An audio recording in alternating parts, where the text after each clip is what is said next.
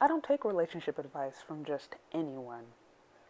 And I especially don't take relationship advice from bitter and angry women. And the reason I say this is because I have noticed a increasing amount of content and videos being served up to me that are just from the perspective of bitter and angry people, especially bitter and angry women. I don't know how else to put it. And to be fair, I know some of this has to do just with the news feed and the way the algorithm works. But what I've recognized is just because a person has a couple 100,000 followers or maybe even 1 million followers or has a big influence doesn't necessarily mean that they have what it takes to maintain a healthy marriage or a healthy relationship. And I think sometimes people conflate, social influence with wisdom or the ability to maintain a situation, and they're not the same. Just because you have a whole bunch of different people following you doesn't necessarily mean that you know what you're talking about. But I think, in the era of social media where social proof is everything, people just assume, oh, well, she has a couple 100,000 followers, so therefore she must be successful. But that's not always the case.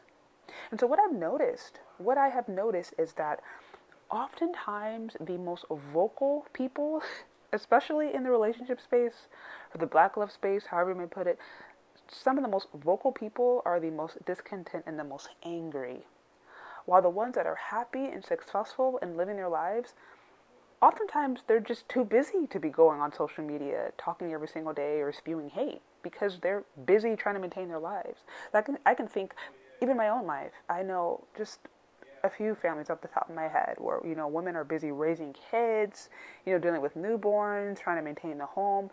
And they don't even have the time to go on social media and waste time or just talk about all their relationship stuff. They don't even have the time. They're just trying to maintain their home. And so, from what I've seen, women who are actually living on the day to day, living their lives, raising kids, trying to maintain their marriage, trying to keep the happy family, they're quiet, they're silent especially on social media in the digital space because they're actually living it. They're actually living the experience. Whereas those who are loud and vocal and sometimes bitter and angry, they have the time to go and create videos and create podcasts because they're not in a relationship, because they're not maintaining a home, or because they're not doing those things. And hear me, just because you're not in a relationship doesn't necessarily mean you can't have an opinion, or it doesn't mean that you're invalid. But more often than not, I'm hearing or I am seeing some of the, some of the, I guess most vocal, for lack of a better term, some of the most vocal people in this space, in the relationship sector, it be led by people who either are not in relationships at all or are angry and bitter about the relationships that they previously had. And my thing is, okay, if you actually want to be successful, if you actually want to be happy, or if you want to have a healthy relationship, then my personal opinion is that you're probably not going to find the tools for that in social media. You're not going to find that by following a person that maybe has a couple 100,000 followers, but has not shown or has no evidence of having had a long-term relationship. Like, you're probably better off going and finding someone within your community or finding someone in your circle of friends who is actually living it, who's living it on a day to day, and talking to them. And like I said, yeah, they may not have a couple 100,000 followers, but their advice is going to be so much more valuable than somebody on social media who has a big following but has no track record, doesn't have a marriage, or doesn't have a long-term marriage, doesn't have, a family that they've been raising. You're gonna be a lot better off talking to somebody who's actually doing that versus just listening to somebody on social media that has a whole bunch of different influence but has no track record.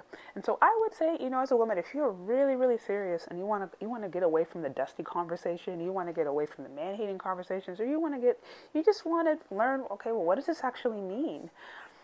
Find somebody in your community. Ideally, we would learn this from our mothers or our aunties or our grandmothers. Some of us don't have that, and so if we don't have that in our maybe immediate family, there's still people maybe in your community. Maybe there's people at your church you could look out to. Maybe there's people within your friends. But find somebody who's doing it and glean from them.